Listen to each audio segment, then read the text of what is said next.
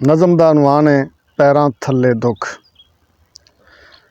ਸੀਨੇ ਉੱਤੇ ਸਿਰ ਉਸ ਧਰਿਆ, ਨਾਲੇ ਠੰਡਾ ਹੌਕਾ ਭਰਿਆ। ਮੇਰੀ ਅੱਖ ਦੀ ਤਹਿ ਦੇ ਉੱਤੇ ਕਸ਼ਤੀ ਬਣ ਕੇ ਅੱਥਰੂ ਤਰਿਆ। ਵਿਛੜ ਜਾਵਾਂਗੇ ਫੇਰ ਅਸੀਂ ਅੱਜ, ਸੋਚ ਕੇ ਦਿਲ ਸੀ ਮੇਰਾ ਡਰਿਆ। ਕਾਸ਼ ਇਹ ਵੇਲਾ ਰੁਕਦਾ ਹੁੰਦਾ, ਕਾਸ਼ ਇਹ ਅੱਥਰੂ ਸੁੱਕਦਾ ਹੁੰਦਾ, ਕਾਸ਼ ਇਹ ਮੰਜ਼ਰ ਠਹਿਰੀ ਜਾਂਦਾ, ਕਾਸ਼ ਇਹ ਹੱਥੋਂ ਪੈਰ ਨਾ ਜਾਂਦਾ।